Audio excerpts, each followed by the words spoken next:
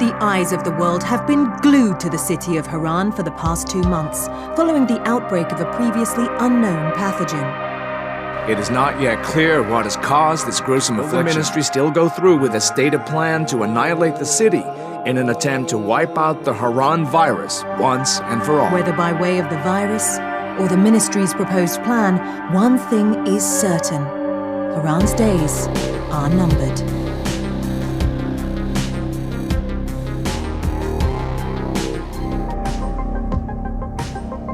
Welcome, zombie-loving gut munchers, to my first impressions of Dying Light on the PS4. I've got it coming on the PC and the Xbox One, although the Xbox One version I'm going to pick up on retail, so that'll be another month before that actually launches. As you may or may not know, there's been a huge delay, or a 30-day delay pretty much, for the European or non-North American release of this game on physical disc. You can pick it up on digital this Thursday or Friday, the 30th in the UK, and as of today in North America. It's been held back because Warner Brothers have not got round to shipping enough units, physical copies, to all of the territories they need to, so therefore they've delayed it across everywhere else but North America, which is obviously one of the biggest markets that there is. That makes sense. It's just very, very bad marketing. But is there anything else a little bit more sinister behind that action than just that? Well, possibly. From my very quick few hours, about 3 or 4 hours now on the game that I've played, you're not going to see all those before you. I've had a chance to run through the PS4 version, and my initial findings are, one of my fears was it was going to be like Dead Island with the fetch quest, and it is a fetch quest game. I haven't really seen anything that's diversifying from that much yet, but it is early days, like I say. When it falls to darkness, things do change quite considerably. The game is very well laid out, and the parkour system in it is very good, if a little bit twitchy, and the camera system isn't great. The actual view of the camera whilst you're playing, and certainly as you feel and play through the game, doesn't feel particularly intuitive or natural. It can be very hard to see where you are, look at the ledge and then jump up. That control system makes it awkward. Opening doors, sometimes you have to hold down the square button before you can open the door, so you forget and let go of it, and that's just frustrating. It does that hold down button quite a lot when you're reading prompts, so you don't force you to skip it. But it's one of those things that you're kind of used to, so it becomes more of a hindrance than a help by doing that. They're one of the small things, and there is quite a few little weird glitches in the game. As you can see here, there's something going on with the motion blur effect. We can see the outline of the edge of the character where it's obviously creating that motion blur. It's kind of splitting it away from the actual character, so you get like a double-edged of where the character movement is. Not all the time, but it does happen. What they appear to be doing is merging the previous frame buffer with the new one. You can see this easiest on the hands and weapons in front of you. As you move, you can see the previous frame merged in with the one that you're on now. On top of this, the frame rate is pretty consistent. It's definitely a locked 30, but there's points in the game, certainly in the early complex, where the frame rate seems to work really weirdly and go out of pace. You can see here where the frame rate shoots up for a second to 50, so the lock drops off for a fleeting moment, but this could be patched out pretty soon. But this is only a short capture. I'll do far more in my head-to-head and technical analysis of this game across all 3 versions. There is a few other issues in the game. You've got to line up your crosshair to pick up items, and it just feels kind of a little bit glitchy and old school. The character animation is a little bit wooden.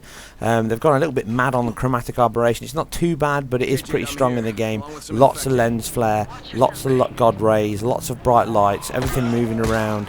It's all very blurred, and the texture quality is pretty good throughout. It's got a few little features in the game. It's mixing screen space reflection with cube maps on the floor. But I'll go into far more detail of the technical stuff later on. These are just some of the things that I've picked up quite quickly, playing and looking at as I'm playing through the game. In regards to the performance, like I say, you can see here on the frame rate analysis, it's a nice consistent lock 30. There is points, I'll say, in the complex where it feels like the frame pacing goes out and you can see the frame rate shoots up. But realistically, in general play, there's no issues whatsoever. It's a solid lock 30, or at least what I've tested and analysed so far. Not too sure what the PC version runs like yet, but looking at this PS4 version and the performance of it, I wouldn't expect this game to be an absolute killer. Draw distance is quite good. They seem to have made the LOD transitions on shadows and objects in the distance, so the whole geometry area is kind of drawn as it is, and then the foliage, the character shadows and the characters all kind of lodding quite well, not that near, but not that bad, but certainly they've cut back on the right areas. Actual cityscape can look quite expansive and quite vast. Overall, the game plays reasonably well and exactly as I expected it. It's fun, but the parkour system and the speed of it is actually quite slow and cumbersome. You feel very, very heavy. It certainly mixes itself and has that instant feel of Far Cry. It's certainly looking towards that, with you grabbing weeds and just fetch questing and building new weapons and crafting new things. It's certainly going for the Far Cry side of an open world game, this complex you've dropped yourself into. The game kicks off with you being parachuted in, and then everything goes a little bit wrong, and you end up getting kind of indoctrinated or brought into this little gang, and they help you and they save you. There is obviously an element of double crossing here and some weird conspiracy theories going on within the game, and you're not quite everything you think you might be. But I'm not going to spoil that. Obviously that's the game if you want to play the story. I'll go through the storyline and the details of that in more detail in my review. As it stands at the moment, I would not rush out and pick up this game at this particular point unless you absolutely love the zombie side of it. Like I say, when night falls and everything changes, then it flip on its head and change the game style quite considerably. Now that obviously this delay's happened, everyone's going to get the zombie mode as a free DLC. They were going to charge for that, which was a little bit cheeky. But now that it comes completely free, and that allows you the ability to enter somebody else's game playing as a zombie. And these zombies are fast, they can see in the dark, and they've got this weird tentacle thing looking like something out of Blade, with their mouth splitting open.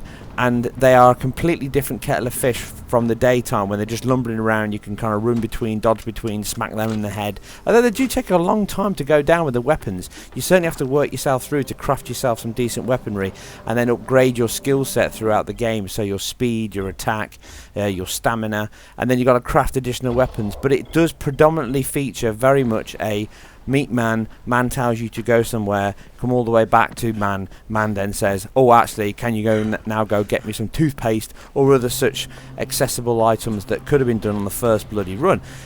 That whole setup of games needs to change. They need to give you more of a reason to be interested in doing these missions. You kind of do them because you have to, because that's how the game progresses, but it is a grind and it can feel like a chore, and more of the same from Dead Island. But like I say, this isn't a review and I could be incredibly harsh to the game at this point, so we'll see how things pan out later on in my review. The game could open up massively. Well, maybe. I will leave you guys with a few more minutes so you can watch and enjoy the kind of play through and get an idea of how the game plays. Please be sure to check out my review later on this week, probably at the weekend. My technical analysis of both the PC and PS4 versions. You'll have to wait on the Xbox One version because I will not be picking that up on digital. I'll be getting it on retail, so that means I've got to wait another 30 days. But I'll be doing an update on that version and how it stands once it's released. I apologise for anyone that's waiting on that. There's not a lot I can do. I'm not going to spend another 60 quid picking it up on digital. That's just a waste of money. I can pick it up a lot cheaper in retail, so that's unfortunately how it's going to play out this way. I picked up the PS4 version because I had a 10% discount, which everyone knows from the issues at Christmas, so I used that to pick it up on a digital copy. Everything else is as you'd expect it to be. It's a zombie parkour fast-paced action game, first person. Anyway, I hope you guys and girls enjoyed this. If you did, please leave a thumbs, likes, subscribe. I appreciate each and every one of you that does. Enjoy the rest of the video. You guys and girls take care, and I will see you very, very soon on the next one. Fuck, what is this?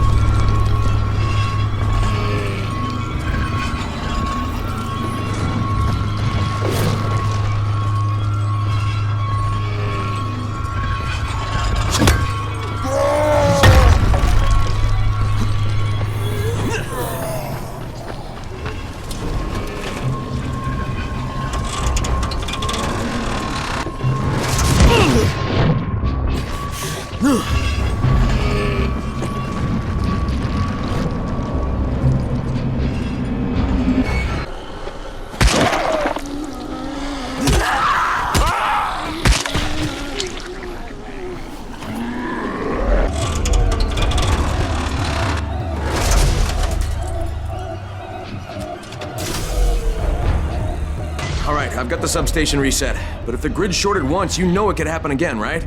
Oh shit, they must have heard me.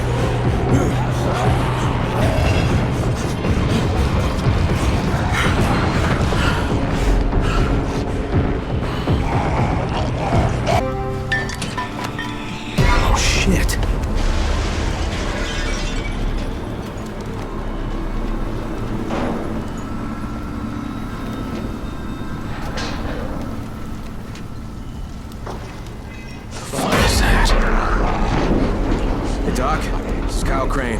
Crane, what can I do for you? I just saw this freaking weird zombie. He's covered in big green blisters. It hauled ass as soon as it spotted me.